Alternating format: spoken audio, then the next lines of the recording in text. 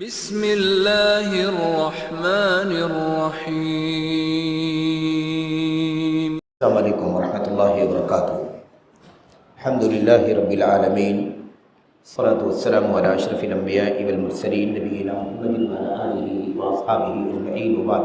عقیدہ و سنت سے متعلق سلف صالحین کے اقوال، اس عنوان سے اللہ تبارک و تعالیٰ کے فضل و کرم سے، اس کی توفیق سے جو سلسلہ درس پچھلے سالوں سے جاری ہے، اس سلسلے کا اس وقت ہمارے سامنے جو موضوع ہے اور پچھلے کئی ہفتوں سے یہ موضوع زیر بحث ہے، وہ ہے اہل سنت کی علامت۔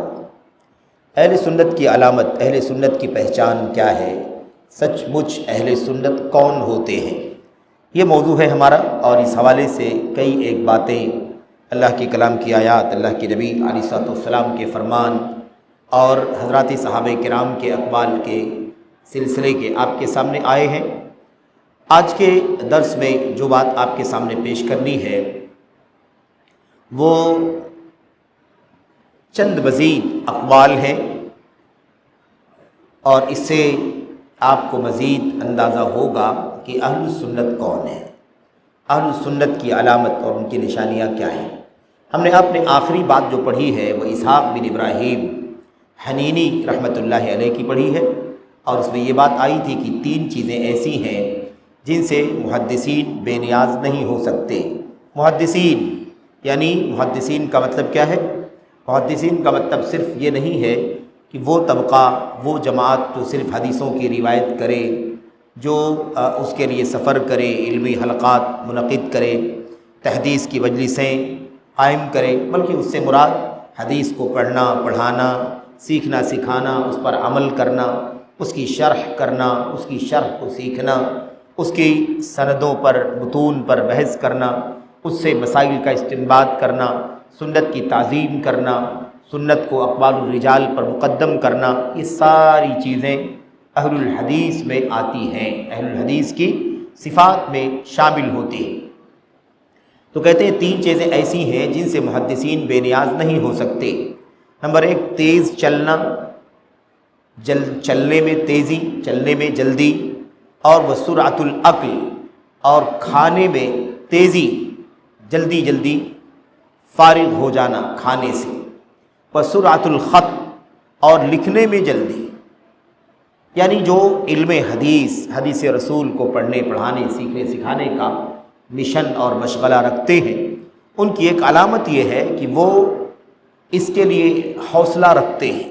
علم حدیث کی مجلسوں میں حاضر ہونا، محدثین کے پاس جانا، مشائخ کی خدمت میں حاضر ہونا، ان سے علم حاصل کرنے کے لیے جذبہ، شوق رکھنا، مشقت برداشت کرنا، اس لیے وہ وقت زیادہ سے زیادہ بچانا چاہتے ہیں۔ محدثین زیادہ سے زیادہ وقت بچانا چاہتے تھے، اور آج بھی اگر ہم اہل علم کی صفات پڑھیں تو ہمیں یہ بات کھل کر کے معلوم ہوگی کہ علم کی راہ میں لوگوں کا شوق، ائمہ کا، محدثین کا، علماء کا، فقہا کا اتنا ہوا کرتا تھا کہ وہ کہیں جانا ہے تو جلدی جلدی، تاکہ تیزی سے پہنچ جائیں اور زیادہ سے زیادہ وقت علم حاصل کرنے میں لگا سکیں۔ ایسے ہی اگر کھانا کھانا ہے تو کھانے میں زیادہ وقت نہیں لگانا، جلدی سے جلدی، کم سے کم وقت میں کیسے کھانے سے فارغ ہو جائیں۔ ہمارے آپ کی طرح نہیں کہ آج کل کھانے کے لیے لوگ کئی کئی گھنٹے میرے بھائیوں صرف کرتے ہیں۔ ہماری آپ کی حالت بھی، آج کل کی حالات، آج کل کی صورتحال یہی ہے کہ ہم اور آپ کھانے کے چکر میں، کھانے کے مقصد کے لیے کئی کئی گھنٹوں صرف کر دیتے ہیں انتظار میں، اور فلاں جگہ کھانے کے لیے جانا ہے تو کئی گھنٹے سفر کرنا، اور اس کے بعد دسترخوان پر گھنٹوں صرف کرنا۔ میرے بھائی 4-4، 5-5 گھنٹے، 6-6 گھنٹے لوگوں کے کھانے میں صرف ہو جاتے ہیں۔ ایسی بھی صورتحال پیش آتی ہے۔ آپ سوچیں، ہم نے اس سے پہلے بھی ذکر کیا تھا کہ ہمارے اسلاف کی زندگی میں ایسے واقعات موجود ہیں، ایسے نمونے موجود ہیں کہ وہ جلدی کھانے سے فارغ ہو جائیں، زیادہ چبانے کی محنت نہ کرنی پڑے، زیادہ پونچھنے کی جس کو کہا جاتا ہے نا، محنت نہ کرنی پڑے، تیزی کے ساتھ ہضم بھی ہو سکے، ان تمام چیزوں کا وہ انتظام کیا کرتے تھے۔ روٹی کو پانی میں بھگا دینا کچھ دیر پہلے سے تاکہ وہ نرم ہو جائے، اور آسانی کے ساتھ اسے کھایا جا سکے، بلکہ اسے تحلیل کر کے پیا بھی جا سکے۔ اس طرح کی صورتحال تھی۔ اور کیا ہے؟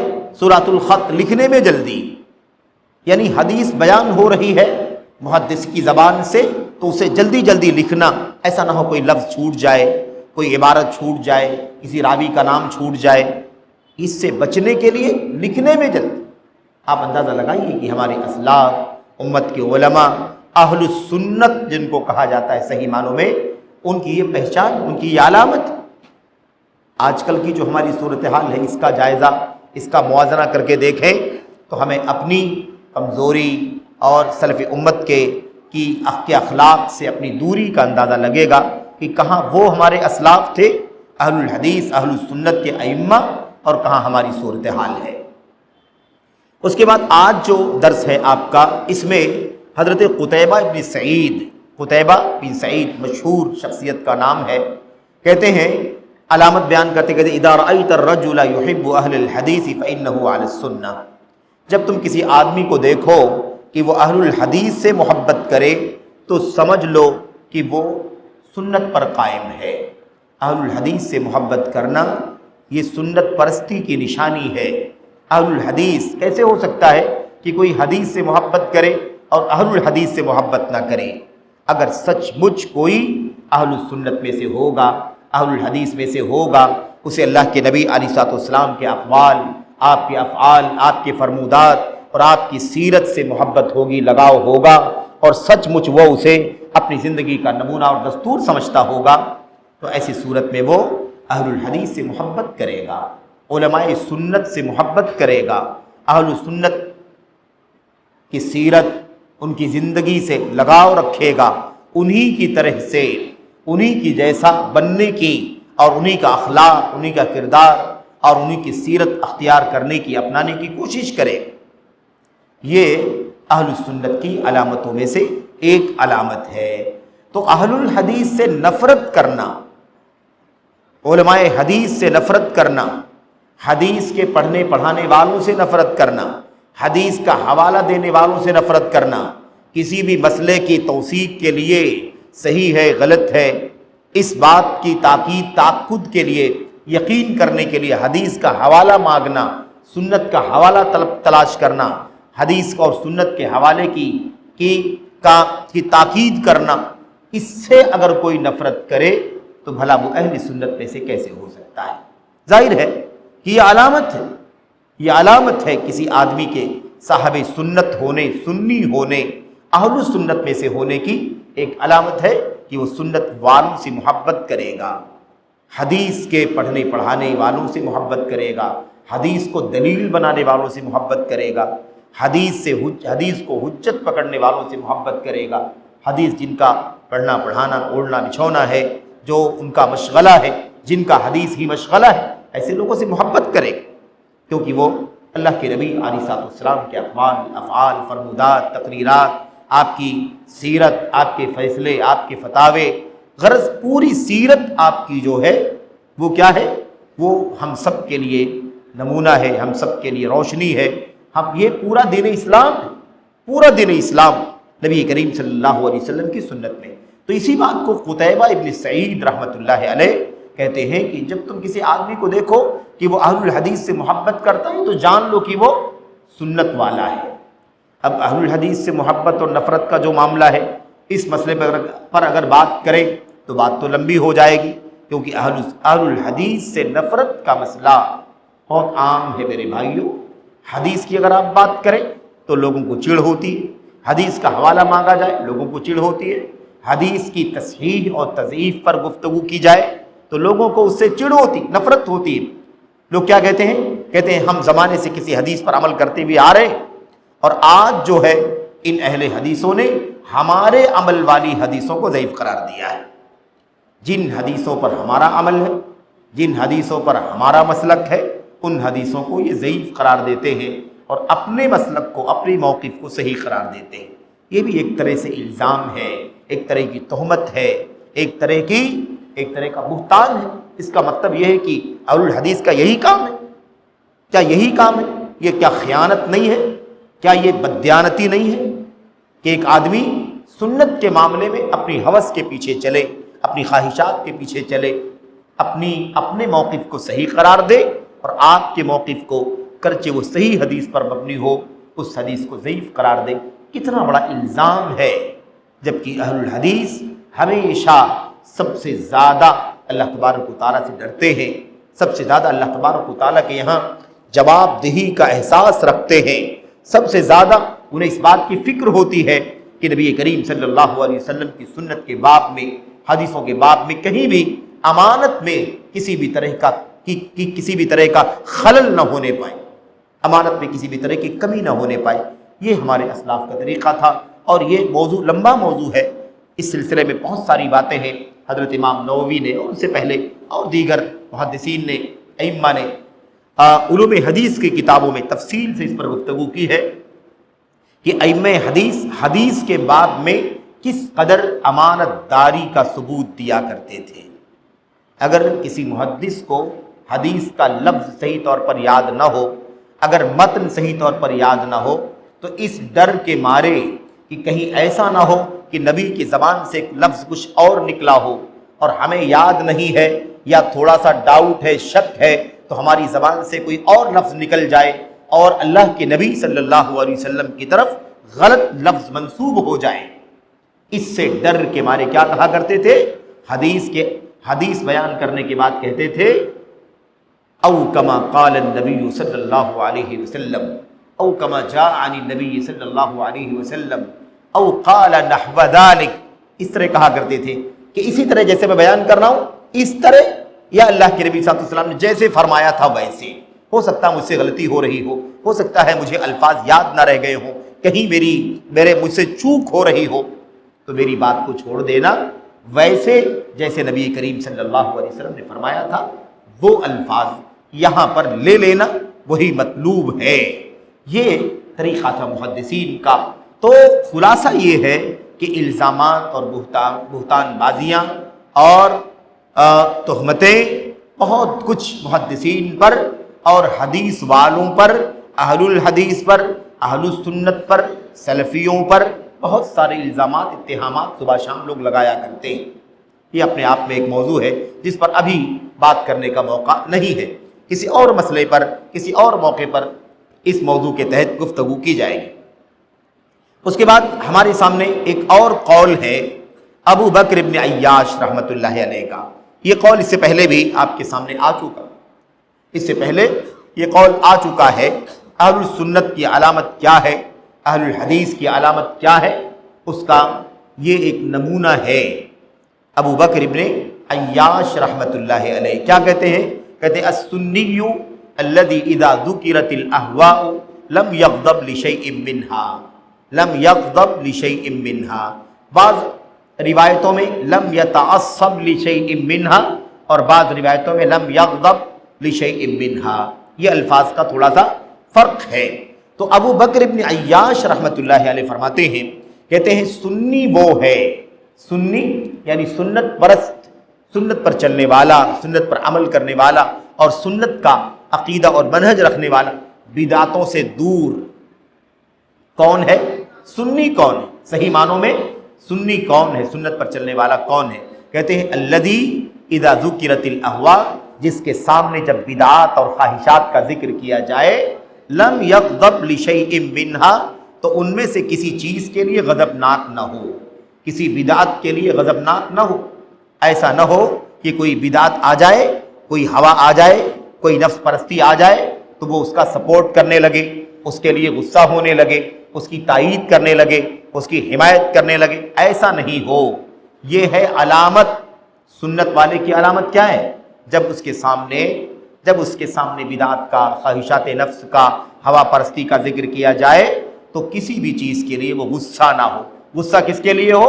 سنت کے لیے غصہ ہو، سنت کے لیے، سنت کی تائید کرے، سنت کا دفاع کرے، سنت کے خلاف کوئی بات سننا نہ چاہے۔ بدعت کی تردید کی جائے، بالکل اس کے لیے غصہ نہ ہو۔ بدعت پر رد کیا جائے، بدعتیوں پر رد کیا جائے، ہرگز اسے کوئی غصہ نہ آئے بلکہ وہ اس سے خوش ہو، بدعت کی تردید سے خوش ہو، بدعت کے لیے تعصب نہ کرے، نفس پرستی کے لیے غصہ نہ ہو۔ یہ ہے اصل میں اہل سنت کی علامتوں میں سے ایک علامت، اور یہ قول اس سے پہلے گزر چکا ہے تھوڑے سے فرق کے ساتھ، اس لیے یہاں ہم اختصار کے ساتھ کام کرتے ہیں۔ ترجمہ دیکھیں، کہتے ہیں سنی وہ ہے جس کے سامنے بدعت و خواہشات کا ذکر کیا جائے تو ان میں سے کسی بھی چیز کے لیے غضبناک نہ ہو، یعنی اس کا دفاع نہ کرے، اس کا سپورٹ نہ کرے۔ دیکھا آپ نے آج کیا حالت ہے میرے بھائیوں، آج کیا حالت، لوگ اپنی راہ، لوگ اپنے فرقے، لوگ اپنی فکر، اپنے نظریات کی تائید کرتے ہیں، اس کا دفاع کرتے ہیں، اس کے خلاف کوئی بات سننا نہیں چاہتے، اس کے خلاف اگر کوئی بات کرے صاحب علم و فضل تو پھر اس کے خلاف بدزبانی کرنا آسان ہے، بڑی آسانی کے ساتھ بدزبانیاں اور تبرے اور غلط الفاظ اور طعن و تشنیع، یہ ساری چیزیں کیا ہو جاتی ہیں، تیزی کے ساتھ شروع ہو جاتی ہیں۔ تو یہ ہے ابو بکر ابن عیاش رحمۃ اللہ علیہ کا قول، جو اس سے پہلے بھی تھوڑے سے الفاظ کے فرق کے ساتھ آپ کے سامنے آ چکا ہے۔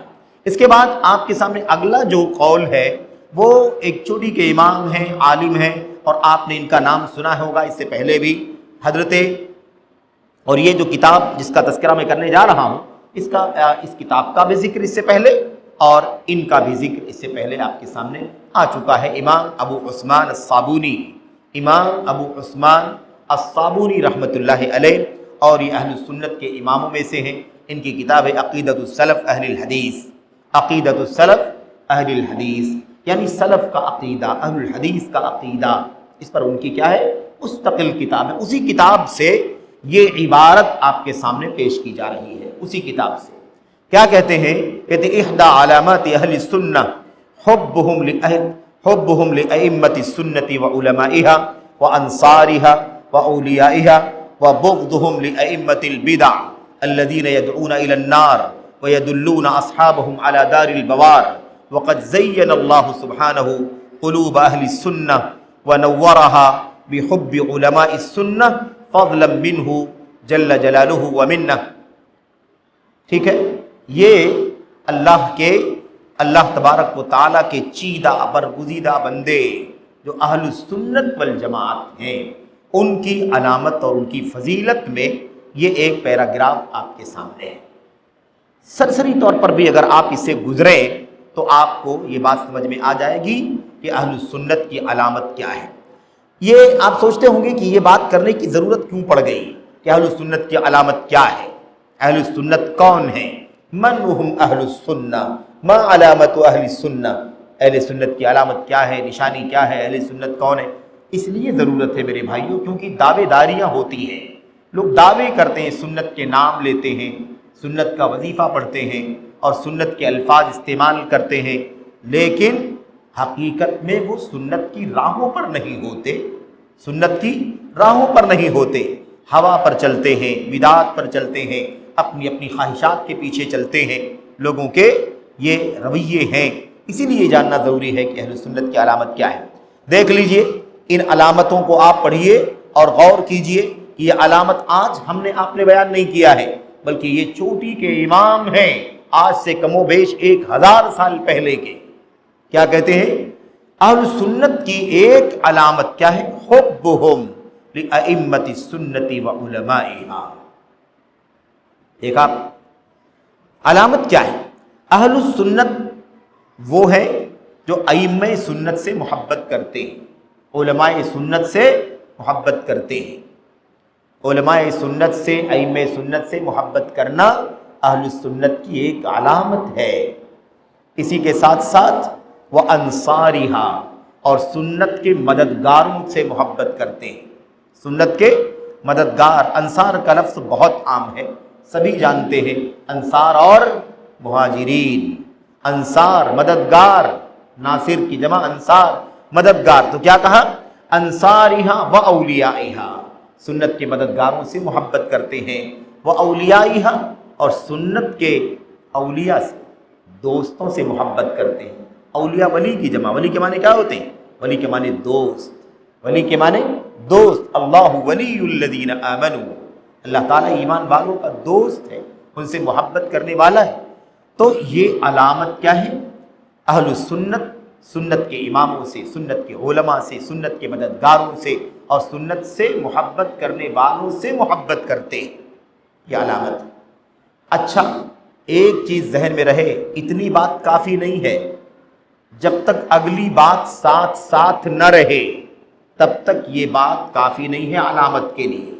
تو یہ علامت ابھی آدھی بیان ہوئی ہے، اگلی بات بھی جب آپ اس کے ساتھ جوڑیں گے تب جا کر کے علامت مکمل ہوگی۔ وہ کیا ہے؟ وہ ہے وہ بغضہم لأئمۃ البدع، اور اہل سنت کی علامت یہ ہے کہ وہ بدعتیوں سے نفرت کرتے ہیں۔ اس لیے اگر ایک آدمی اہل سنت سے محبت تو رکھے لیکن اہل بدعت سے نفرت نہ رکھے، ان سے بھی محبت رکھے، ان سے بھی کیا کرے؟ محبت رکھے، نرمی کا رویہ رکھے، ٹھیک ہے؟ ان سے محبت زیادہ ہے، بہت زیادہ ہے، اور ان سے محبت کم ہے یا کم از کم نفرت نہیں ہے، تو اس کا مطلب یہ ہوگا کہ وہ صحیح معنوں میں اپنے اہل سنت ہونے کے دعوے میں درست سچا نہیں۔ یہ علامتیں آج اگر ہم یہ باتیں کریں اور ہم سب بیٹھ کر کے پڑھیں تو بعض لوگ یہ سمجھتے ہیں کہ یہ مسئلہ چھیڑا جا رہا ہے، اہل سنت کی علامت، اہل بدعت کی علامت۔ اہل سنت کون ہے؟ جو محبت کرے اہل سنت سے اور نفرت کرے اہل بدعت سے۔ لوگ ایسا سمجھتے ہیں کہ ہم ماحول خراب کر رہے ہیں، آج کل کے حالات میں ہم بات کر رہے ہیں۔ میرے بھائیوں، یہ آج کل کی بات نہیں ہے، یہ ہمارے اسلاف کی تحریریں ہیں، ہمارے اسلاف کی تقریریں ہیں، ان کے بیانات ہیں۔ جو تقریر کا مطلب آج کل کی تقریر نہیں، یعنی ایک چیز جو انہوں نے ثابت کیا ہے اپنے دور میں، مقرر کیا ہے، ثابت کیا ہے۔ کیا کہتے ہیں؟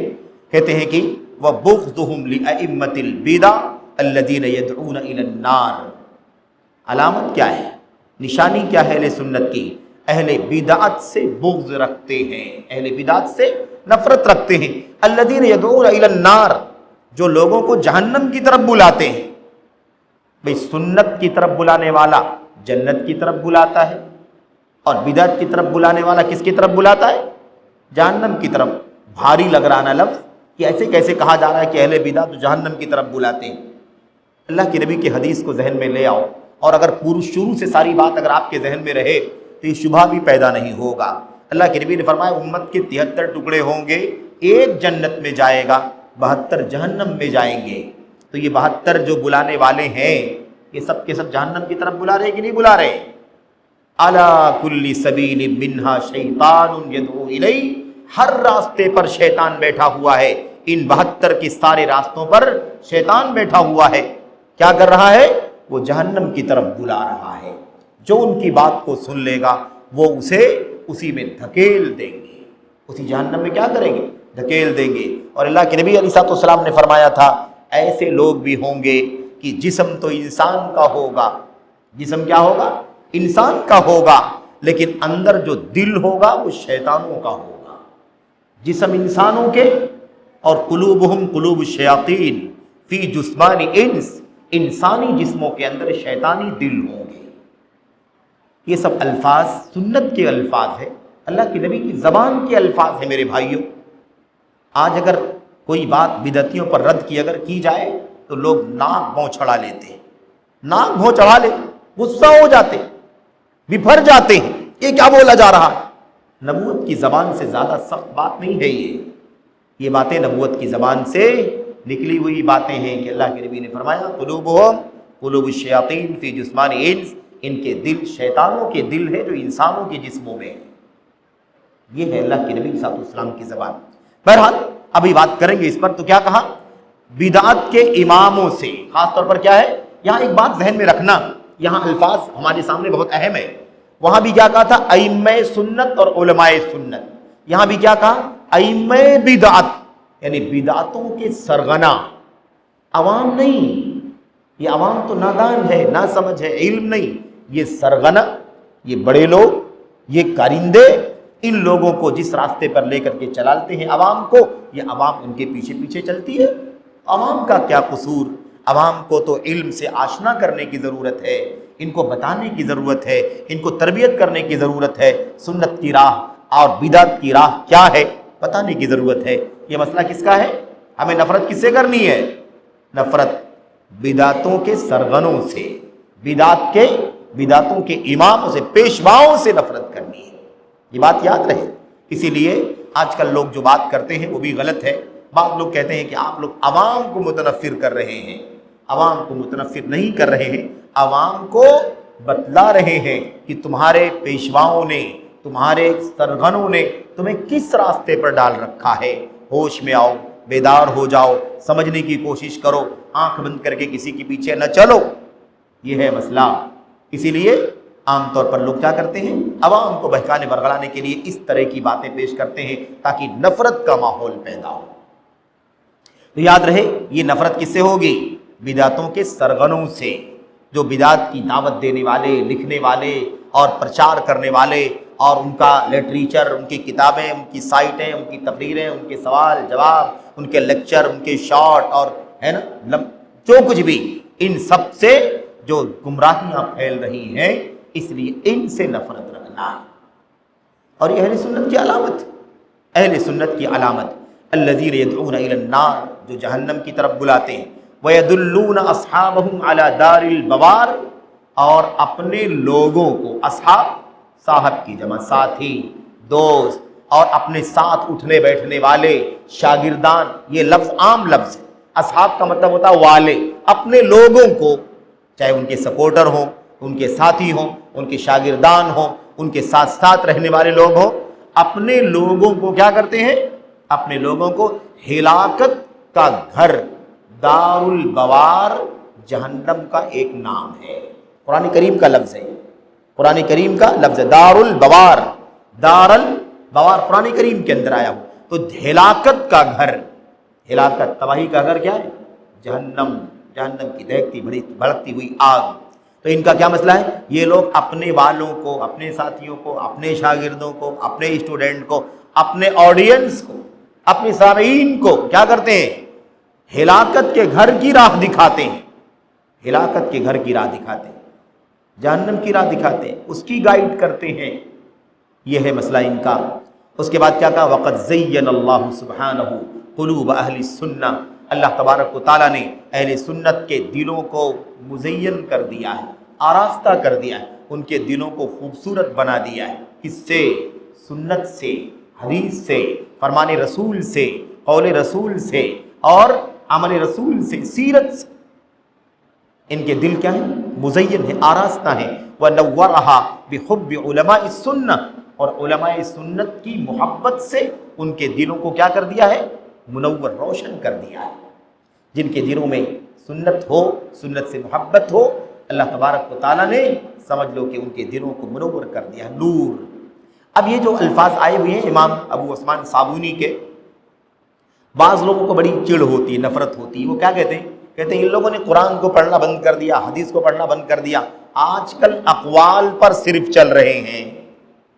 سنا کہ نہیں سنا آپ لوگوں نے؟ یہ تانا آج دے رہے ہیں، پرائے نہیں، اپنے بھی دے رہے ہیں. بعض نہ سمجھ، کم سمجھ، جذباتی. کیا کہتے ہیں؟ کہتے ہیں دیکھو اہل الحدیث کا آج کام کیا بن گیا ہے؟ نہ یہ قرآن کی آیتیں، نہ حدیث رسول، بلکہ کیا کر رہے ہیں؟ اقوال. اقوال، ائمہ کے اقوال، فلاں عالم کے اقوال، فلاں عالم کے اقوال، ابن تیمیہ کے اقوال، ابن قیم کے اقوال، یہ ان کے ابو عثمان صابونی کے اقوال، قتیبہ بن سعید کے اقوال، سفیان ثوری اقوال. یہ اقوال کس کے ہیں؟ یہ اقوال انہی ائمہ کے ہیں جن ائمہ نے اپنی زندگیاں سنت میں گزار دی ہیں، اور ایک ایک لفظ نبی کی سنت کے الفاظ سے روشنی لیے ہوئے ہے، اسی سے سیراب ہے. یہ دیکھو کیا کہا. میں اسی پر یاد دلانا چاہتا ہوں کہ لوگوں کو آخر کیوں اس مسئلے پر ناراضگی ہوتی ہے. اللہ تعالیٰ نے اہل سنت کے دلوں کو خوبصورت بنا دیا ہے، ان کے دلوں کو کیا کر دیا؟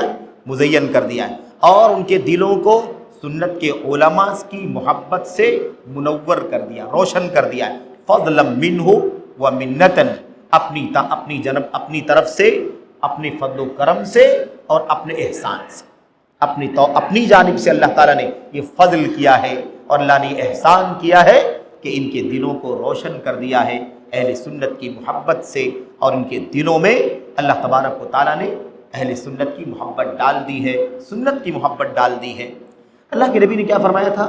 نضر اللہ امرأ سمع مقالتی، نضر اللہ امرأ سمع منا حدیثا. وہ حدیث آپ کو اشارہ کرنا مقصد. اللہ کے نبی نے کیا فرمایا تھا؟ اللہ تبارک و تعالیٰ اللہ کے نبی نے دعا فرمائی تھی، اللہ ان لوگوں کے چہروں کو تر و تازہ کر دے، ان کے چہروں کو روشن کر دے، ان کے چہروں کو ہرا بھرا کر دے، جو میری حدیث کو سنے، اسے ازبر کر لے، اسے بائی ہارٹ کر لے، اور اس کے بعد اسے جیسے سنا ہے ویسے ہی جا کر کے اگلوں تک پہنچا دے۔ یہ انہی محدثین کی بات چل رہی ہے۔ تو یہ نبوت کی زبان ہے، اور نبوت کی زبان کی روشنی یہاں آپ کو اہل السنت کے اقوال میں فرمودات میں دکھائی دیتی ہے۔ کیا اہل الحدیث نے، سنت کے علماء نے، منہج کے علماء اور طلباء نے کیا قرآن کو چھوڑ کر کے اقوال بیان کرنا شروع کر دیا ہے؟ کیا اللہ کے نبی کی حدیثوں کو چھوڑ کر کے، اس سے روگردانی کر کے، اس سے اعراض کر کے اقوال سلف کو پیش کرنا شروع کر دیا ہے؟ کیا تاثر دینا چاہتے ہیں یہ ہمارے بھائی؟ کیا تاثر دینا چاہتے ہیں؟ ہم جب کہتے ہیں قرآن کو، سنت کو سلف کی فہم کے مطابق سمجھنا ہے، تو قرآن اور سنت کے نصوص ہمارے سامنے آ گئے۔ اب اللہ کے نبی کے صحابہ نے کیسے سمجھا، اس صحابہ کرام کی فہم کو تابعین نے کیسے بیان کیا، اسی کی تاکید صحابہ کرام کے عمل سے، اسی کی تائید محدثین کے عمل سے، اسی کی تائید ان کے بعد کے طبقے کے لوگوں سے، اور یہ سلسلہ چلتا رہے گا۔ آج کے جو امت کے سنت کے علماء ہیں، ان علماء سنت کے اقوال بھی اسی لیے پیش کیے جاتے ہیں تاکہ یہ بات واضح ہو جائے کہ جو معنی نبی کے صحابہ نے قرآن و سنت کا سمجھا، سلف کا فہم، صحابہ کرام کا فہم، اسی سمجھ کے ساتھ تابعین زندگی گزارتے رہے، اسی سمجھ کے ساتھ تبع تابعین، اسی سمجھ کے ساتھ محدثین، اسی سمجھ کے بعد ان کے شاگردان، اور اسی سمجھ کے ساتھ ہر دور کے اہل السنت، اہل الحدیث، سلفی عمل کرتے رہے۔ آج بھی جو سنت اور سلفیت کے علماء ہیں اسی موقف پر قائم ہیں، اس سے ہٹے نہیں، اس سے بھاگے نہیں، اس کے خلاف کوئی سٹینڈ اور موقف نہیں بنایا۔ بات سمجھ میں آ رہی ہے؟ یہ ہے اصل میں بتانے کا مقصد، اس لیے تعن و تشنیع کرنا یہ مناسب نہیں ہے۔ تو یہ ہو گئی بات آپ کے سامنے۔ اس کے بعد دیکھیے ایک قول اور ہے سہل بن عبداللہ تستری کا، اسے آپ غور سے سنیں، بہت ہی عظیم الشان قول ہے۔ کہتے ہیں متا، ان سے پوچھا گیا، سہل بن عبداللہ تستری سے پوچھا گیا، متا یعلم الرجل انہ علی السنۃ والجماعہ۔ اتنا پیارا سوال ہے، آج بھی یہ سوال کرنا چاہیے، لیکن یہ سوال آج کریں تو لوگ کہتے ہیں آپ لوگ فرقہ بندی کر رہے ہیں۔ کیا ہے سوال؟ آدمی کو پتہ کیسے چلے گا کہ وہ اہل سنت والجماعت کی راہ پر ہے؟ میں اہل سنت جماعت کی راہ پر ہوں کہ نہیں، مجھے کیسے پتہ چلے؟ مجھے اطمینان کیسے ہو کہ میں اسی راہ پر ہوں جس راہ پر اللہ کے نبی نے اس امت کو چھوڑا تھا، جس راہ پر صحابہ کرام چلتے رہے؟ مجھے پتہ چلنا چاہیے کہ نہیں پتہ چلنا چاہیے؟ اطمینان ہونا چاہیے کہ نہیں ہونا چاہیے؟ آپ کو سب کو۔ تو متى يعلم الرجل انه على اهل السنت على السنت والجماعہ، آدمی کو کیسے معلوم ہو، آدمی کب جان پائے گا کہ وہ سنت اور جماعت کی راہ پر ہے؟ سوال۔ سہل بن عبداللہ تستری کیا جواب دیتے ہیں؟ کہتے ہیں اذا عرف بنفسه 10 خصال، جب وہ اپنے اندر 10 صفات پاتا ہو، اپنے اندر 10 صفات پاتا ہو، یعنی کیا مطلب؟ گویا کہ اس کے اندر 10 علامتیں اگر پائی جاتی ہوں تو اسے مطمئن ہونا چاہیے کہ وہ اہل السنت و جماعت کی راہ پر ہے، اہل السنت میں سے ہے، جماعت میں سے ہے۔ دیکھیے ذرا جلدی کیا کہتے ہیں؟ لا یترک الجماعہ، جماعت نہ چھوڑے۔ سارے بدعتی بائیکاٹ ہو گئے کہ نہیں ہو گئے؟ پہلے جملے میں بھائی سارے بدعتی، سارے منحرفین، سارے ہوا پرست خارج ہو گئے کہ نہیں ہو گئے؟ لا یترک الجماعہ، جماعت نہ چھوڑے۔ جماعت سے کیا مراد ہے؟ جماعت سے دونوں مراد ہو سکتا ہے، سمجھ لو اچھی طرح۔ جماعت سے ایک تو وہی مراد ہے حق سے الگ نہ ہو، مسلمانوں کا ولی امر ہو، حاکم ہو، امام المسلمین ہو، خلیفہ ہو، بادشاہ ہو، اس سے الگ تھلگ نہ ہو، جماعت المسلمین سے۔ اس کے علاوہ جہاں وہ نظام نہ ہو وہاں اہل الحق سے الگ تھلگ نہ ہو، ہے نا؟ قرآن و سنت اور صحابہ کی مشن پر چلنے والوں سے الگ ہو کر کے کوئی فرقہ، کوئی پارٹی، کوئی دھڑا، کوئی حزب، کوئی ٹولی، کوئی گروہ الگ تھلگ بنا کر کے نہ چلے۔ رافضیت کا، صوفیت کا، عقل پرستی کا، انکار سنت کا، خارجیت کا، دنگے کا، فساد کا، عقل پرستی کا، کوئی بھی راستہ الگ سے نہ بنائے، جماعت نہ چھوڑے۔ جتنے لوگوں نے جماعت چھوڑا ہے وہ سب کیا ہے بھائی؟ وہ سب کے سب اہل بدعت ہیں کہ نہیں بدعت ہیں؟ جب اللہ کے نبی نے فرمایا تھا اس میں سے ایک کو کہا تھا وہ جماعت ہے. 72 کو جماعت کے باہر کیا کہ نہیں کیا اللہ کے نبی نے؟ یہ ہے. اب کوئی کہے سہل بن عبداللہ تستوری کی بات کرتے ہیں آپ لوگ، حدیث کو نہیں پڑھتے. حدیث نہیں پڑھتے، اقوال پڑھتے. یہ دیکھ، یہ قول ہے امام کا، لیکن پہلا ہی جملہ کیا ہے؟ لا یترک الجماعہ، جماعت نہ چھوڑے، جماعت کو لازم پکڑے. اور اگر کوئی جماعت، یہ جماعت نماز کی جماعت اگر سمجھتا ہو تو بھی سمجھ لے، وہ بھی جماعت نہ چھوڑے کا مطلب کیا ہوتا ہے؟ خارجیت کی جو فکر ہوتی ہے نا، خوارج کی فکر، اپنے امام سے برگشتہ، اپنے حاکم سے برگشتہ، اس کے خلاف بغاوت، اس سے نفرت، اس کو کافر قرار دینا، اس کو اسلام سے باہر نکال دینا، اور یہ کہنا اب اس کے پیچھے ہماری نماز نہیں ہوگی، اس لیے جماعت کا بائیکاٹ کرنا. تو اس جماعت سے نکلے گا تو پھر مسجد والی جماعت سے بھی باہر نکلے گا، دونوں جماعت. لیکن فکر کیا ہے؟ وہی خارجیت کی. اور خروج دو معنی میں، ایک خروج بمعنی خوارج بغاوت کے معنی میں، اور دوسرا خروج بمعنی خروج عن السنہ، سنت سے نکل جانا، سنت سے خارج ہو جانا، جیسا کہ اہل علم نے اس کی وضاحت کی ہے. ایک بات، جماعت نہ چھوڑے. نمبر 2، صحابہ کرام، اللہ کے نبی کے صحابہ کو برا بھلا نہ کہے، اللہ کے نبی کے صحابہ کو برا بھلا نہ کہے.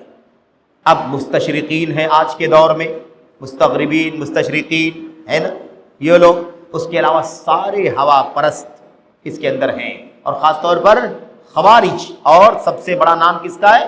روافض، رافضی، شیعہ. یہ کیا کرتے ہیں؟ سارے برا بھلا نہیں، سارے صحابہ کرام کو کافر کہتے ہیں، سوائے چند کو چھوڑ کر جو آل بیت رسول سے تعلق رکھتے ہیں، یا ان کے موقف کی تائید میں کچھ روایتیں انہوں نے روایت کی ہیں.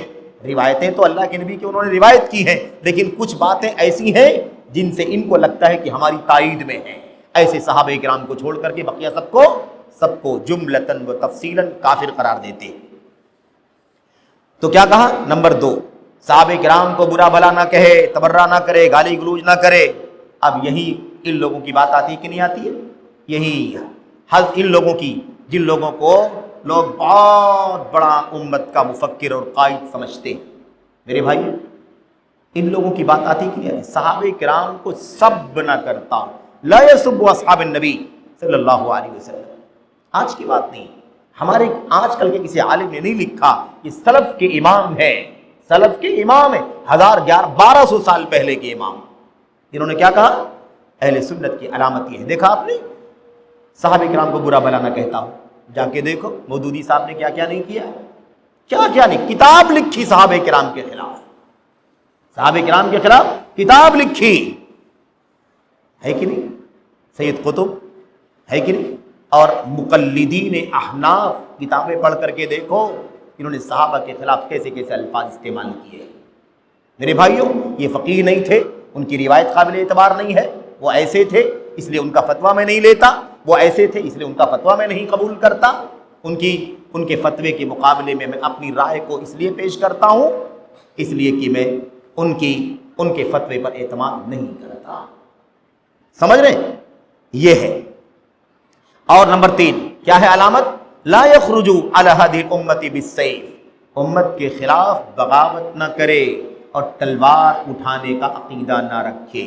خوارج سب کو کافر کہتے ہیں. سید قطب نے کہا یہ مناروں سے آوازیں جو آتی ہیں لا الہ الا اللہ کی، اللہ اکبر کی، اس سے دھوکہ نہیں کھانا، اس سے کوئی مسلمان نہیں ہوتا. یہ سب کے سب جاہلیت کی زندگی گزار رہے ہیں. سب کے سب کیا ہیں؟ جاہلیت کی زندگی گزار رہے ہیں. دیکھا آپ نے، جب جاہلیت کی زندگی گزار رہے ہیں، کوئی مسلمان نہیں ہے، تو ان کے خلاف تلوار اٹھانا چاہیے کہ نہیں اٹھانا چاہیے؟ ہاں، یہ ذہن دیا جا رہا ہے کہ سب کے سب گردن زدنی کے قابل ہیں. استغفر اللہ. نمبر 4، تقدیر کو نہ جھٹلائے. تقدیر کو نہ جھٹلائے. کیوں؟ قدریہ کون سا فرقہ ہے؟ قدریہ. تقدیر کا انکار کر، تقدیر کوئی چیز نہیں ہے. اگر ایک آدمی یہ عقیدہ رکھے گا تو وہ اہل سنت میں نہیں رہے گا، اہل بدعت میں رہے گا. قدریہ کا عقیدہ، لا یشک فی الایمان، ایمان میں شک نہ کرے، ایمان میں شک نہ کرے، ہے نا؟ ایمان میں شک. اب یہ مسئلہ تو لمبا ہے، انشاءاللہ آئندہ بات کریں گے اس مسئلے پر، ایمان میں شک کا مسئلہ کیا ہے، لیکن خلاصہ کلام کیا ہے، یہ اہل سنت کی علامت میں سے لا یماری فی الدین، دین کے اندر جھگڑا اور تکرار نہ کرے۔ کیا مطلب ہے اس کا؟ وہی عقلی گھوڑے دوڑانا، آیات احادیث کے خلاف اپنی رائے، اپنی عقل، کیا کہا جاتا ہے؟ معتزلہ کا فرقہ جانتے ہیں نا، اعتزال، عقل پرستی، کسی کو کیا کہا؟ جھگڑا کرنا، کلام کرنا، بحث کرنا، مناظرہ کرنا، بے جا، سمجھ رہے؟ یہ اس کے خلاف ہے، اہل سنت کی علامت کے خلاف، اہل سنت ایسا نہیں کرتے۔ نمبر 7، لا يترك الصلاة على من يموت من اہل القبلة بذنب، ایک آدمی کی موت ہو گئی، مسلمان کی موت ہو گئی، وہ الحمدللہ لا الہ الا اللہ محمد رسول اللہ کا عقیدہ رکھتا ہے، لیکن انسان ہونے کے ناطے اس سے کوئی گناہ کبیرہ ہو گیا ہے۔ کیا ہو گیا ہے؟ گناہ کبیرہ، جھوٹ بول رہا تھا، شراب پی لیا تھا، زنا کر لیا تھا، چوری کر لیا تھا، غیبت کر لیا تھا، سمجھ رہے؟ گناہ کبیرہ۔ اب گناہ کبیرہ کی بنیاد پر کیا کہے کوئی آدمی؟ اس کی نماز جنازہ نہیں پڑھی جائے گی، اور میں اس کی نماز جنازہ نہیں پڑھتا، یہ کس کا طریقہ ہے؟ خوارج۔ کیا کہتے ہیں وہ؟ گناہ کبیرہ کیا تو دائرہ اسلام سے باہر۔ اچھا، اور یہ سارے آج کل کی اخوانی قطبی موضوع اسی راستے پر ہیں۔ لا يترك المسح على الخفين، موزوں پر مسح کرنا نہ چھوڑے۔ یہ کیا مسئلہ ہے بھائی؟ موزوں پر مسح کرنے کا مسئلہ کہاں سے آ گیا؟ فقہی مسئلہ، اس کو بھی یاد رکھیں، انشاءاللہ آئندہ گفتگو کریں گے اگلے درس میں۔ موزوں پر مسح کرنا نہ چھوڑے۔ ایک طبقہ ہے جو اس بات کا عقیدہ رکھتا ہے کہ چمڑے، کیا کہتے ہیں، موزوں پر مسح نہیں کیا جائے گا، بلکہ پیروں کو دھونا ہی ضروری ہے، مسح کرنے کو صحیح نہیں سمجھتا۔ نمبر 9، لا يترك الجمعہ، جمعہ نہ چھوڑے۔ یہاں بھی وہی مسئلہ ہے کیا؟ حاکم وقت کے خلاف بغاوت کا ذہن، اور اس کے پیچھے جمعے کی نماز نہ پڑھے۔ ایسے ہی کیا کہا؟ خلف کلی وال جار او عدل، کوئی بھی حاکم ہو، چاہے وہ ظلم کرتا ہو، چاہے وہ انصاف کرتا ہو، لیکن جب تک وہ مسلمان ہے، کافر نہیں ہوا ہے، تب تک اس کے پیچھے جمعے کی نماز بھی پڑھی جائے گی، اور اس کے پیچھے 5 وقتہ نماز بھی پڑھی جائے گی۔ اس کی اطاعت سے ہاتھ نہیں کھینچا جائے گا۔ جہاں گناہ کبیرہ وہ کر رہا ہے، اس گناہ کے کام میں اس کا ساتھ نہیں دیا جائے گا، لیکن اسے اپنا امام، امیر، حاکم تسلیم کیا جائے گا۔ یہ ہے علامت۔ دیکھا آپ نے، یہ علامتیں بیان کی گئی ہیں۔ تو جب آپ کے یہاں یہ خوبیاں پائی جائیں تو آپ مطمئن رہیں کہ آپ کون ہیں؟ آپ اہل سنت کی راہ پر ہیں، اہل سنت میں سے ہیں۔ بہرحال آئیے ایک آخری بات، 1-2 قول اور باقی بچے ہیں، اسے ہم پڑھ کر کے بات کو آج مکمل کر لیتے ہیں۔ 199 نمبر کا جو قول ہے آپ کے سامنے، اس میں ابو القاسم اسماعیل بن محمد الاصبہانی رحمۃ اللہ علیہ، اور ان کے بارے میں آپ جانتے ہیں، ان کو قوام السنہ کس نام سے جانا جاتا ہے؟ قوام السنہ۔ قوام السنہ ان کا لقب ہے، اور ان کی مشہور زمانہ کتاب ہے الحجہ فی بیان المحجہ، الحجہ فی بیان المحجہ، انہی کو قوام السنہ کے نام سے جانا جاتا ہے۔ بہرحال یہ کیا کہتے ہیں اہل الحدیث، علامت دیکھو اہل سنت کی نشانی، اہل سنت کی علامت، کہتے ہیں اہل الحدیث اخذوا الدین من الکتاب والسنہ وطریق النقل فاورثهم الاتفاق والائتلاف۔ اہل الحدیث نے اپنا دین کتاب و سنت سے لیا ہے۔ ان کے دین کا سورس کیا ہے؟ ان کے دین کا مرجع کیا ہے؟ نہ میری عقل، نہ آپ کی عقل، نہ باپ دادا کا طریقہ، نہ اس فرقے کا نظریہ، نہ اس پارٹی کا نظریہ، نہیں، کسی کا قول نہیں، کسی کی رائے نہیں، کسی کی فکر نہیں، نہ تقلید میں، نہ باپ دادوں کی روایت میں، نہیں، بالکل نہیں، اور نہ ڈائریکٹ آسمان کی چھتیں پھاڑ کر ڈائریکٹ اللہ تبارک و تعالیٰ سے، نہیں، دین کہاں سے لیا ہے؟ الکتاب والسنہ۔ اہل الحدیث نے کتاب و سنت سے دین لیا ہے۔ اللہ نے قرآن اتارا ہے، سنت اتاری ہے، تو دین ہی کے لیے اتارا ہے نا۔ ابھی جو اللہ نے دین اتارا ہے قرآن و سنت میں، اس کو ہم چھوڑ دیں اور ہم کہیں کہ ہم ڈائریکٹ اللہ سے علم حاصل کرتے ہیں، ڈائریکٹ اللہ تعالیٰ کی طرف سے ہمارے دل میں بات ڈالی جاتی ہے، یہ صوفیہ کا نظریہ، یہ حلول کا نظریہ، اور یہ جس کو کہا جاتا ہے کشف کا عقیدہ، کشف یعنی پردے کھل جائیں اور ڈائریکٹ انسان براہ راست اللہ تبارک و تعالیٰ سے کیا کرے؟ بات چیت کرے، اللہ تعالیٰ کی باتوں کو سنے، اللہ کے فیصلوں کو دیکھے۔ تو کشف کہتے ہیں، تو کشف ہے، یہ الہام ہے۔ اور اس کے علاوہ جو صوفیہ کے عقیدے ہیں، یہ بات یہاں پر بیان کی جا رہی ہے، ان لوگوں نے یہاں سے دین کو لیا ہے، لیکن اہل الحدیث نے دین کس سے لیا ہے؟ اللہ کی کتاب سے، نبی کی سنت سے دین کو لیا ہے۔ وہ طریق نقل، نقل کے راستے سے لیا۔ کیا مطلب؟ سند کے واسطے سے دین لیا ہے۔ کس کے واسطے سے؟ دین کس کے واسطے سے؟ سند سے، یعنی ادھر ادھر سے نہیں لے لیا، ہر چیز سند کے ساتھ۔ امام ابن مبارک نے کہا تھا نا، الاسناد من الدین ولولا الاسناد لقال من شاء ما شاء۔ دین ہے، دین۔ سند کیا ہے؟ سند دین کا حصہ ہے۔ اگر سند نہ ہوتی، چین نہ ہوتا کہ کس نے کس سے، پھر اس نے کس سے، اور اس نے کس سے، اگر یہ سند نہ ہوتی، چین نہ ہوتا، تب تو لوگ آزاد ہو جاتے، جس کا جو جی چاہتا بیان کرتا، بولتا، پھیلاتا، کوئی سند ہی نہیں۔ لیکن دین کا حصہ ہے سند، اس لیے سند کے ذریعے سے علم کہاں سے لینا ہے؟ اہل الحدیث نے دین کہاں سے لیا ہے؟ سند سے لیا ہے۔ ہمارے پاس آج ساری حدیث کی کتابیں سند کے ساتھ ہیں کہ نہیں؟ اور سب تحقیق ہوتی ہے کہ نہیں ہوتی ہے؟ چھان بین ہوتی ہے کہ نہیں ہوتی؟ یہ راوی کذاب ہے، یہ دجال ہے، یہ جھوٹا ہے، یہ حافظہ خراب ہے، اس کی عدالت مجروح ہے، یہ بدعتی ہے، یہ فاسق ہے، وغیرہ۔ محدثین نے پورا علم اسی سند کے لیے، متن کے لیے کیا کیا ہے؟ مرتب کیا ہے۔ اور الحمدللہ یہ امتیاز ہے اہل الاسلام کا کہ ان کے پاس پورا دین سند کے ساتھ ہے۔ تو اہل الحدیث کا مسئلہ کیا ہے؟ اللہ کی کتاب اور نبی کی سنت سے دین کو لیا ہے اور سند کے راستے سے لیا ہے۔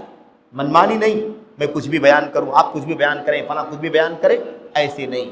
کس نے بیان کیا؟ سموا لنا رجالکم، اپنے راویوں کے نام بتاؤ، بیان کرنے والوں کے نام بتاؤ، کس نے بیان کیا، کس کے واسطے سے بیان کیا، استاذ کون ہے، شاگرد کون ہے، استاذ کا استاذ کون ہے، بیان کرو۔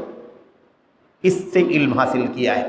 فاورثهم الاتفاق والائتلاف، اسی کے نتیجے میں اہل الحدیث میں اتحاد ہے، اتفاق ہے، اور باہم دل میں الفت اور محبت قائم ہے۔ بھلا بتاؤ، ہم ہندوستان میں بیٹھے ہیں کہ نہیں، بر صغیر کے اس ملک میں، وطن عزیز میں، اہل السنت کا ایک عالم مشرق سے مغرب، شمال سے جنوب کہیں بھی رہتا ہو، جو اس کا عقیدہ ہے وہی ہمارا عقیدہ ہے، جو ہمارا عقیدہ ہے وہی اس کا عقیدہ ہے، جو دلیل ہماری ہے سنت کی وہی دلیل اس کی ہے سنت کی۔ دنیا میں کہیں بھی رہیں، اہل الحدیث پہ اتفاق ہے، کہیں بھی اختلاف نہیں، انتشار نہیں۔ اگر سنت کی راہ پر ہے تو پھر کہیں انتشار و اختلاف نہیں ہے۔ بات سمجھ میں آ رہی کہ نہیں آ رہی؟ یہ ہے۔ تو اہل سنت کی علامت کیا ہے؟ اہل سنت کی علامت یہ ہے کہ وہ دین قرآن و سنت سے لیں، روایتوں سے لیں، اور پھر آپس میں اسی بنیاد پر متحد ہو کر کے الفت اور اجتماعیت کی زندگی گزارے۔ میرے بھائیوں، دنیا کا چپا چپا اسی کتاب میں غالباً ہم نے شروع میں پڑھا ہے نا، کہ ہمارے اسلاف نے لکھا اہل الحدیث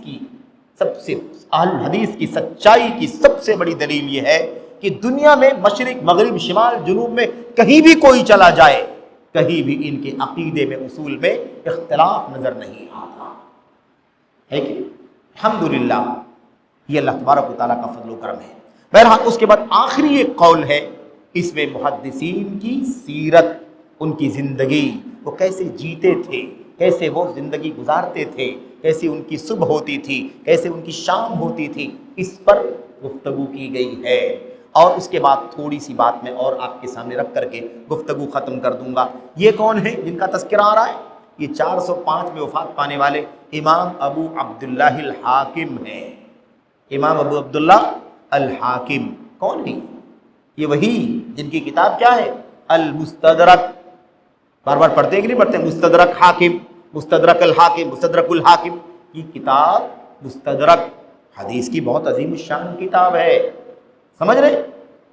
تو امام حاکم 405 ہجری میں وفات پانے والے، 1000 سال سے زیادہ گزر چکی ہے بات، 1000 سال سے زیادہ پہلے کے ہیں یہ امام۔ دیکھو کیا کہتے ہیں، اصحاب الحدیث خیر الناس وَكَيْفَ لَا يَكُونُونَ كَذَلِكَ وَقَدْ نَبَذُوا الدُّنْيَا بِأَسْرِهَا وَرَأَهُمْ وَجَعَلُوا غِذَاءَهُمُ الْكِتَابَةَ وَثَمَرَهُمُ الْمُعَارَضَةَ وَاسْتِرْوَاحَهُمْ الْمُذَاكَرَةَ وَخُلُوقَهُمُ الْمِدَادَ وَنَوْمَهُمُ السُّهَادَ وَاصْطِلَاؤُهُمْ الضِّيَاءَ وَتَوَسُّدَهُمُ الْحَصَى فالشدائد مع وجود الأسانيد العالية عندهم رخاء ووجود الرخاء مع فقد ما طلبوه عندهم بؤس فعقولهم بلذاذة السنة غامرة قلوبهم بالرضاء في الأحوال عامرة تعلم السنن سرورهم ومجالس العلم حضورهم وأهل السنة قاطبة إخوانهم وأهل الإلحاد والبدع بأسرها أعداؤهم.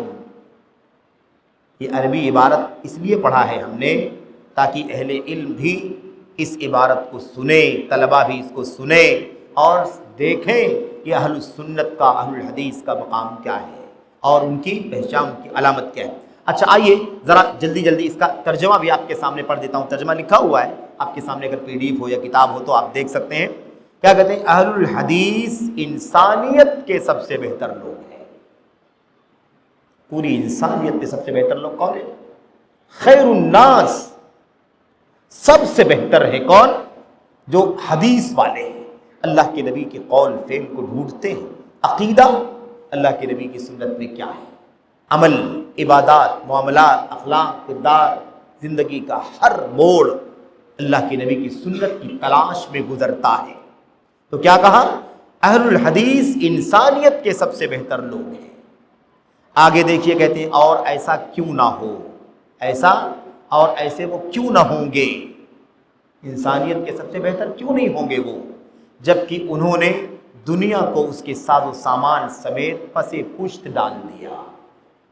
دنیا اور دنیا کی ساری پونجی، دنیا کی ساری دولت کو کیا کر دیا؟ پس پشت ڈال دیا. نہ دنیا چاہیے، نہ دولت چاہیے، نہ مال چاہیے، نہ دنیا کی رنگینی چاہیے، کچھ نہیں چاہیے. کیا چاہیے؟ اللہ کے نبی علیہ الصلوۃ والسلام کی سنت اور آپ کا فرمان چاہیے. تو دنیا کو اس کے ساز و سامان سمیت پیچھے ڈال دیا، پسے پشت، کوئی قیمت نہیں ہوگی. تو دنیا کے سب سے بہتر لوگ ہوں گے کہ نہیں ہوں گے؟ نمبر 2 دیکھیے اور کیا کہا؟ حدیث لکھنا اپنی غذا بنا لیا. ان کی غذا کیا ہے؟ ان کی خوراک کیا ہے؟ حدیثیں ڈھونڈو، نبی کا فرمان، نبی کا قول، نبی کا عمل، نبی کی سنت، سیرت، حلال حرام کیا کچھ اللہ کے نبی نے کیا، اسے ڈھونڈو، تلاش کرو، لکھو. لکھ کر کے اسے امت کے لیے قیامت تک کے لیے محفوظ کر دو. تو انہوں نے اپنی غذا کس کو بنا لیا؟ اپنی غذا حدیث کو لکھنا اپنی غذا بنا لیا. حدیثوں کے دور کو اپنی شب کلامی بنا لیا. لوگ راتوں کو گپ شپ کرتے ہیں، مجلسیں لگتی ہیں، گپ شپ ہوتی ہیں، کہانیاں چلتی ہیں، اس سے ہے نا، کوئی حقے لگا کر بیٹھا ہوتا ہے، راتوں کو مزہ لیتا ہے کہ نہیں؟ صبر، اس کو کیا کہتے ہیں؟ صبر کہتے ہیں. رات کو جاگنا، رات کو جاگ کر کے دنیا کی لذت سے فائدہ اٹھانا، دیر تک جاگنا، اس سے کہانیاں گپ شپ لوگ کر کے زندگی گزارتے ہیں. کیا کہتے ہیں؟ حدیثوں کے دور کو اپنی شب کلامی بنا لیا. رات میں جو لوگ سونے کے ٹائم بات چیت گپ شپ کرتے ہیں، اس کے بدلے محدثین نے کیا کیا؟ حدیثوں کا دور کرنا. حدیثوں کا دور کیا مطلب ہوتا ہے؟ آپ پڑھیے میں سنوں، میں پڑھوں آپ سنیں. آئی بات سمجھ میں نا؟ حدیثوں کا دور کرنا، ریوائز کرنا، دہرانا، یہ ان کا راستہ. یہ ان کا کیا ہو گیا؟ یہ ان کا رات کے وقت بات چیت کرنا، جو دنیا اپنے الگ انداز سے بات چیت کرتی ہے، ان محدثین نے اسے کیا کر دیا؟ اسے نظر انداز کر دیا. انہوں نے اپنا مشغلہ حدیثوں کے مراجعے کو پڑھنے پڑھانے کو بنا لیا. حدیثوں کے مذاکرے کو اپنی تفریح کا ذریعہ بنا لیا. تفریح کرنے کے لیے لوگوں کے پاس کیا ہے؟ لوگوں کے پاس لطیفے ہیں، چٹکلے ہے کہ نہیں؟ آج کل کے دور میں لوگوں کے پاس گانے، لوگوں کے پاس فلمیں ہیں، لوگوں کے پاس کامیڈیز ہیں، لوگوں کے پاس مشاعرے ہیں. مسلمانوں کے معاشرے کا بڑا عجیب و غریب مسئلہ ہے، مشاعرہ ہو رہا ہے بھائی. اسی لیے لوگ کہتے ہیں مشاعرہ سننے نہیں جاتے ہیں، آج کل مشاعرہ دیکھنے جاتے ہیں، کیونکہ سننے سے زیادہ تو دیکھنے کا سامان پایا جاتا ہے مشاعرے میں، ہے کہ نہیں؟ دیکھا آپ نے کیا کہتے ہیں؟ حدیثوں کے مذاکرے کو اپنی تفریح کا ذریعہ بنا لیا. انہیں حدیثوں کا مذاکرہ کرنا، وہی دہرانا، دوہرا کر کے یاد کرنا. بار بار اسے کیا کرنا؟ ریوائز کر کے یاد کرنا. اسی کو انہوں نے اپنی تفریح کا ذریعہ بنا لیا. محدثین کے یہاں انجوائمنٹ کیا تھا؟ محدثین کے یہاں تفریح کیا تھا؟ یہی حدیث رسول کو بار بار پڑھ پڑھ کر کے، بار بار دہرا کر کے کیا کرنا؟ اسے بائی ہارٹ کرنا، ازبر کرنا. اسی لیے محدثین کی سیرت پڑھو تو پتہ چلتا ہے امام احمد بن حنبل کو 10 لاکھ حدیثیں یاد تھی، امام بخاری کو 7 لاکھ حدیثیں یاد تھی، امام فلاں کو 4 لاکھ، امام کو 3 لاکھ، فلاں امام کو 5 لاکھ حدیثیں. میرے بھائی آج کے مسلمان کو 5 حدیثیں یاد نہیں رہتی ہے کہ نہیں؟ یہ صورتحال ہے. تو کہنے کا مطلب یہ ہے کہ اسی لیے انہیں یہ مقام ملا تھا کہ ایک ایک کے سینے میں کئی لاکھ حدیثوں کا ذخیرہ تھا. سمجھ رہے ہیں؟ ائمہ سے پوچھا جاتا تھا مسئلے مسائل بتانے کے لیے، فتویٰ دینے کے لیے کتنی حدیثوں کا عالم ہونا چاہیے؟ آدمی کب فتویٰ دے سکتا ہے؟ 2 لاکھ حدیثیں یاد ہوں تو فتویٰ دے سکتا ہے؟ کہتے تھے نہیں دے سکتا ہے. 3 لاکھ حدیثیں یاد ہوں تو فتویٰ دے سکتا ہے؟ نہیں دے سکتا. 4 لاکھ ہو تب بھی نہیں، 5 لاکھ ہو تب بھی نہیں. کتنی حدیثیں یاد؟ 7 لاکھ حدیثیں یاد ہو تب آدمی فتویٰ دے سکتا ہے. یہ حالت تھی میری، سمجھ رہے؟ یہ معیار تھا ان کا. کئی لاکھ حدیثیں یاد ہوں تب آدمی فتویٰ دے سکتا ہے. اسی لیے یہ مسئلہ تھا، یہ مقام ان کو اسی لیے ملا تھا. انہوں نے دنیا کی کوئی قیمت نہیں سمجھی، انہوں نے اپنی زندگی کا جو حاصل بنا لیا، نچوڑ، وہ کیا تھا؟ یہی حدیث رسول کو پڑھنا پڑھانا. روشنائی کو اپنی خوشبو بنا لی. لکھنا حدیث رسول کو کیا کرنا؟ لکھنا. حدیث رسول کو لکھنے کی روشنائی لگتی، اسی روشنائی کو انہوں نے کیا بنا لیا؟ اپنی خوشبو بنا لیا. سمجھ رہے؟ نفاست ہے آج. لوگوں کے کپڑے اچھے، لوگوں کا ہے نا، لوگوں کا رہن سہن اچھا، لوگوں کی سواریاں اچھی، لوگوں کا کھانا پینا اچھا، لوگوں کی خوشبو معیاری. ان محدثین نے کیا کیا تھا؟ ان محدثین کی خوشبو کیا تھی؟ وہی روشنائی جس سے وہ لکھتے تھے حدیث رسول. یہ ان کا کام تھا. بے خوابی کو اپنی نیند بنا لیا، رات جاگنے کو سونا سمجھ لیا. پوری رات جاگ کر کے علم حدیث پڑھنا، پڑھانا، سیکھنا، سکھانا. کیسے اللہ کے نبی کی حدیثوں میں عقیدہ ملے، کیسے فرائض ملے، کیسے عبادات ملے، کیسے زندگی کے ہر گوشے میں اللہ کے نبی کی. اس مقصد کے لیے پوری رات جاگتے تھے. اسی جاگنے کو سونا بنا رکھا تھا ان لوگوں نے. تھے جاگتے لیکن سمجھتے کیا تھے؟ سمجھ لو کہ ہم سو رہے ہیں، کیونکہ حدیث رسول میں وقت لگانا ہے. اور کیا ہو گیا؟ روشنی کو گرمی کے حصول کا ذریعہ بنا لیا. سردی لگ رہی ہے، سردی لگ رہی ہے، کیا کریں گے؟ گرمی کا ذریعہ کیا ہے؟ کوئی بات نہیں، پوری رات جاگو اور چراغ لے کر کے بیٹھو، حدیث رسول کو لکھو. اسی سے گرمی بھی حاصل ہوگی اور اسی سے روشنی ہوگی تو ہم حدیثوں کو لکھیں گے بھی، اسے لکھیں گے بھی. یہ ہے تو روشنی کو گرمی کے حصول کا ذریعہ بنا لیا. کنکریوں کو اپنا تکیہ بنا لیا. کہاں محدثین کو سونے کے نرم بستر ملتے تھے؟ آج تو ہمارے لیے 5 اسٹار کی مانگ، اور جو جتنا بڑا جاہل ہے اس کو اتنا زیادہ اسٹار چاہیے. علماء نرم گرم بستر مسجد کی چٹائیوں پر سونے کو تیار، کوئی بات نہیں ہے، کوئی بات نہیں. لیکن جاہل ہے، سوشل میڈیا پر پاپولر ہے، فیمس ہے، دنیا میں اس کا نام ہے، چرچا ہے، تو اس کو گاڑی ایک دم لگژری ہونی چاہیے، ہوٹل اس کا 5 اسٹار ہونا چاہیے، کھانا اس کا سب سے زیادہ اعلیٰ. یہ معیار ہو گیا ہے. یہ محدثین کی خدمات ہے، ان کی زندگی ہے. سمجھ رہے؟ کیا کہا کہ کنکریوں کو اپنا تکیہ بنا لیا، جیسے نرم گرم. اور یہ تو آپ پڑھ ہی رہے ہیں. ابن عباس کا واقعہ سنا کہ نہیں سنا؟ رضی اللہ تعالیٰ عنہ کا، ہے کہ نہیں؟ ایک دم چلچلاتی ننگی ریت پر آ کر کے لیٹتے تھے کہ نہیں لیٹتے تھے؟ چادر جو جسم پر ہوتی تھی اسے نکال کر کے اپنے سر کے نیچے رکھتے تھے اور ننگی ریت پر لیٹے رہتے تھے. تیز ہوائیں چلتی تھیں، دھول مٹی ریت گرد و غبار آنکھ میں، ناک میں، منہ میں بھر جایا کرتا تھا. صرف کس لیے کہ اس دروازے سے جو عالم نکلے گا اس کے پاس اللہ کے نبی کی ایک حدیث ہے. اس حدیث کو لینا ہے، اس سے سننا ہے، اس عالم سے، اس محدث سے، اس صحابی رسول سے. اس لیے ساری مشقت. تو کیا کیا؟ کنکریوں کو اپنا تکیہ بنا لیا. حاصل کلام یہ کہ عالی سندوں کی موجودگی میں مشکلیں ان کے لیے آسان ہو گئی. عالی سند کیا ہے بھائی؟ اب یہ سب اصطلاحات ہیں. عالی سند کا مطلب یہ ہوتا ہے کہ روایت کرنے والا اور اللہ کے نبی صلی اللہ علیہ وسلم کے درمیان کم سے کم واسطہ رہے. کم سے کم واسطہ. یعنی مثال کے طور پر امام بخاری کی حدیث ہے، امام بخاری نے اپنے استاد سے، انہوں نے اپنے استاد سے، انہوں نے صحابی سے، انہوں نے اللہ کے نبی صلی اللہ علیہ وسلم سے روایت کیا، 4 واسطے۔ اب وہ تلاش کرتے تھے کہ 4 کے بجائے 3 واسطہ مل جائے، ڈھونڈے وہ راوی کہاں ہے جس سے فلاں نے روایت کی، ان کے پاس پہنچ کر کے حدیث روایت کی۔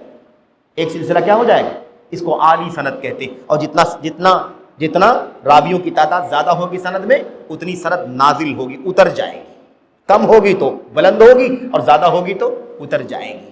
تو عالی سند اگر مل جاتی تھی ان کو تو کیا کہتے ہیں، عالی سند کی موجودگی میں مشکلیں آسان ہو گئی۔ اگر عالی سند ملتی ہے تو کسی مشکل کا کوئی اعتبار نہیں، مشکل آسان ہے، سند عالی ملنی چاہیے، کیونکہ جتنی سند عالی ہوگی اتنا ہی زیادہ صحت کا یقین زیادہ ہوگا۔ اور کیا ہے میرے بھائیوں، اور مطلوبہ مراد کے فقدان کی صورت میں آسانیاں مشقت بن گئی۔ کیا مطلب، جو کچھ چاہیے، عالی سند چاہیے، فلاں حدیث چاہیے، فلاں روایت چاہیے، اگر وہ نہیں مل رہی ہے، جو مطلوب ہے وہ نہیں مل رہا ہے، تو آسانی بھی مشکل ہے ان کے لیے۔ جو مقصود ہے اگر وہ نہیں ملتا ہے، جو مطلوب ہے اگر وہ نہیں ملتا ہے، تو آسانی بھی وہ کیا سمجھتے تھے، آسانی کو بھی مشکل سمجھتے تھے۔ کیوں؟ اس لیے کہ مقصد تو حاصل نہیں ہوا، جو چاہتے تھے وہ نہیں ملا۔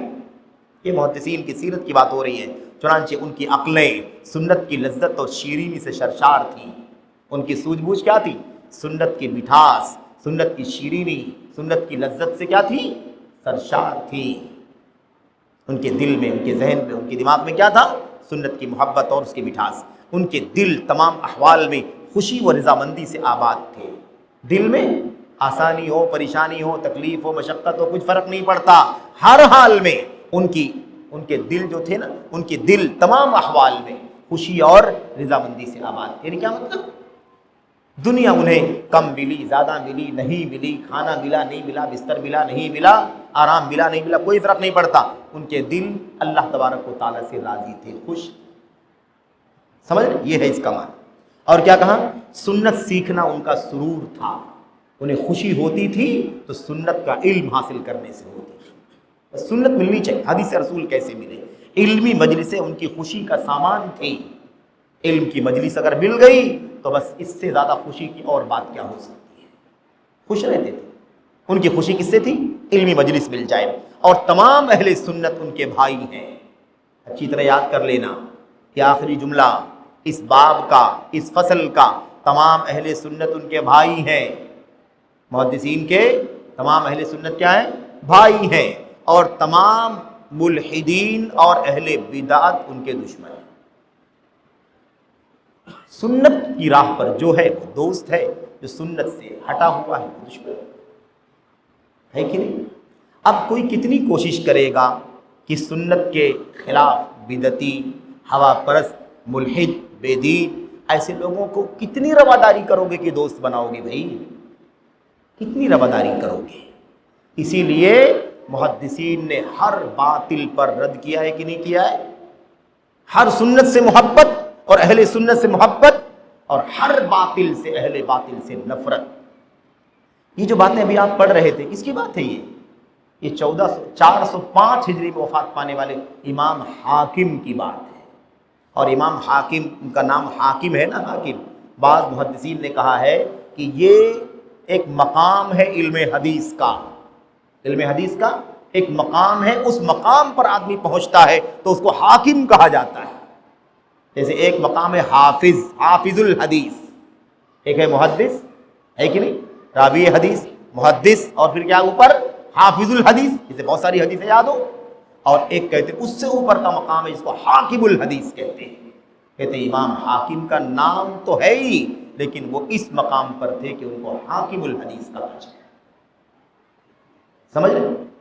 اب یہ آخری جملہ ہی ذہن میں رکھنا کہ امام حاکم نے یہ باتیں جو بیان کی ہیں، تمام اہل سنت محدثین کے بھائی ہیں، اور تمام الحاد پرست اور اہل بدعت ان کے کیا ہیں، دشمن ہیں۔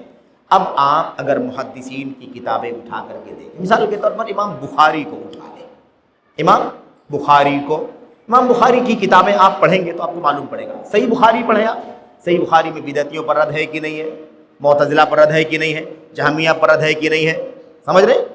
ایسے ان کی مستقل کتاب خلق و افعال العباد، ان کی مستقل کتاب سمجھ رہے؟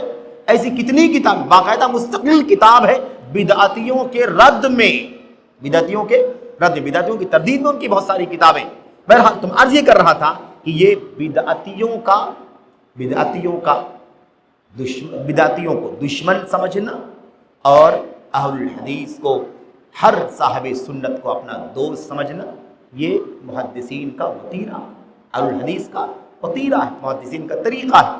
اس لیے آج کوئی آئے رواداری کی بات کرے، رواداری کا نام لے کر کے مداہنت، سمجھوتا اور کیا کہتے ہیں اس کو، سودے بازی اور نظر انداز اور جانے دو، سنت چھوڑ دو، اس کے خلاف مت بولو، اس کے خلاف مت بولو، یہ رویہ کسی صورت میں اہل الحدیث کو برداشت نہیں۔ اچھا آخری بات کہہ دوں میں، آپ نے نام سنا ہوگا ایک بہت چوٹی کے امام اور عالم کا نام، ان کی سیرت پر تو لمبی گفتگو ہونی چاہیے، امام ابو اسماعیل عبداللہ بن محمد الہروی۔ امام ابو عبداللہ، امام کیا نام ہے؟ امام آپ نے سنا ابو اسماعیل عبداللہ بن محمد الہروی رحمۃ اللہ علیہ، 481 ہجری میں وفات پانے والے، 481 ہجری میں وفات پانے والے، یعنی 5ویں صدی ہجری کے امام ہے اور عالم ہے۔ میں یہ نقطہ اس لیے بیان کر رہا ہوں، اچھی طرح سمجھنا اس میں کون سا پیغام چھپا ہوا ہے۔ پیغام کیا ہے؟ ایک ہے آپ کا یہ سنت کا اسٹینڈ ہے، ٹھیک ہے، اور ایک ہے اس سنت کے اسٹینڈ کے خلاف فلاں فلاں فلاں فلاں بدعتیوں کا بدعت کا اسٹینڈ، ٹھیک ہے۔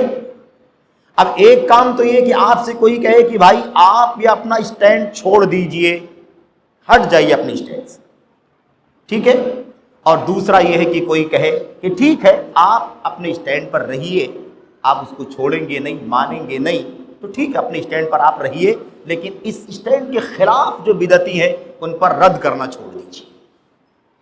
بات سمجھ میں آ رہی کہ نہیں آ رہی؟ اس حوالے سے امام ابو اسماعیل الہروی کا یہ واقعہ نوٹ کر کے جانا، اور امت کے یہ وہ عالم ہیں جنہوں نے 5 جلد میں کتاب لکھی، کس پر؟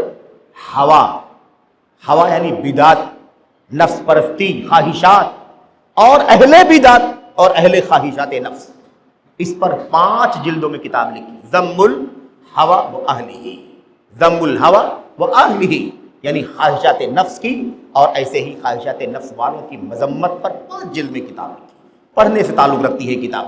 بہرحال عرض کر رہا تھا کہ امام ذہبی رحمۃ اللہ علیہ نے ابو اسماعیل محمد بن عبداللہ الہروی کی زندگی میں لکھا ہے، وہ کہتے ہیں، یہ ابو اسماعیل الہروی کہتے ہیں مجھے 5 مرتبہ بلایا گیا، اور میں خلاصہ بتا رہا ہوں، مجھے 5 مرتبہ بلایا گیا اور کہا گیا یہ دیکھ لیجئے تلوار ہے آپ کی آنکھوں کے سامنے، اس تلوار سے آپ کی گردن اڑا دی جائے گی۔ سن لینا اچھی طرح کیا کہا گیا، اور لمبی بات ہے، معتزلہ کا دور تھا، معتزلہ کی طاقت تھی، معتزلیوں کی حکومت تھی، انہی کا پاور تھا، ایسے وقت میں سنت اور اہل سنت کی آزمائش بڑھ جاتی ہے۔ کیا ہوا؟ کہتے ہیں اورثت علی السیف 5 مرات، مجھے تلوار پر 5 مرتبہ پیش کیا گیا۔ کیا مطلب؟ بلایا گیا، یہ تلوار ہے بھائی، دیکھیے آپ اپنا ہماری بات مان لیجیے ورنہ تلوار سے آپ کو صاف کر دیا جائے گا۔ کیا کہتے ہیں اور 5 مرتبہ جب مجھے بلایا گیا، ایک بار بھی مجھ سے یہ نہیں کہا گیا کہ آپ اپنا اسٹینڈ چھوڑ دیں۔ اچھی طرح سننا بات کو، 5 مرتبہ مجھے یہ نہیں کہا گیا کہ آپ کا جو اسٹینڈ ہے، آپ کا جو موقف ہے، آپ کا جو عقیدہ ہے اسے کیا کریں؟ چھوڑ دیں، مجھے کبھی نہیں کہا گیا۔ ہر بار مجھ سے یہ کہا گیا آپ اپنے مخالفین پر بولنا چھوڑ دیں۔ کیا کہا گیا؟ اپنے مخالفین پر رد کرنا چھوڑ دیں، یہ نہیں کہا گیا اپنے موقف سے ہٹ جائیے، اپنا موقف چھوڑ دیجئے، رجوع کر نہیں۔ ہر مرتبہ کیا کہا گیا؟ یہ تلوار آپ کے سامنے ہے، ان کے خلاف بولنا چھوڑ دیں، ان کے خلاف بولنا چھوڑ دیں، چپ ہو جائیں، اسکت عمن خالفک، اپنے مخالف سے چپ ہو جائیے، مت بولیے فلاں کے خلاف، فلاں کے خلاف، فلاں کے خلاف مت بولیے۔ ہر مرتبہ مجھے تلوار کیوں پیش کی گئی؟ مخالف کے خلاف چپ ہو جائے، اس کے لیے تلوار پیش کی گئی۔ اور ہر مرتبہ میں نے کہا لا اسکت، میں کبھی چپ نہیں رہ سکتا، میں باطل کے خلاف کبھی چپ نہیں رہ سکتا، بدعتیوں کے خلاف کبھی خاموش نہیں ہو سکتا۔ تو یہ یاد رکھو اچھی طرح سے، خون کے آخری قطرے تک باطل کا رد کیا جائے گا۔ یہ اہل سنت کا موقف ہے، اسٹینڈ ہے، اور اسی سے سنت اور حق باقی بچے گا۔ سمجھوتے اور اس کے علاوہ رواداریاں یہ ہمیں کبھی بھی سنت پر باقی نہیں رکھ پائیں گی۔ اللہ کی طرف سے ناراضگی کی مار بھی پڑے گی، اور ایسے بھی یہ سمجھوتے کبھی ہمیں کامیابی تک نہیں لے جا سکتے۔ مدد اللہ کی طرف سے حاصل ہوگی، نصرت اللہ کی طرف سے ہوگی، اور ہماری پوری تاریخ روشن ہے۔ پوری دنیا مخالف رہی، لیکن الحمدللہ حق اور اہل حق، سنت اور اہل سنت ہر دور میں غالب رہے۔ اللہ سے دعا کرتے ہیں کہ اللہ تبارک و تعالی ہمیں ابو اسماعیل الہروی رحمۃ اللہ علیہ کا موقف اپنے سامنے رکھنے کی توفیق عطا فرمائے۔ آمین رب العالمین، وصلی اللہ وسلم وبارک علی نبینا محمد وعلی آلہ وصحبہ اجمعین۔ السلام علیکم ورحمۃ اللہ وبرکاتہ۔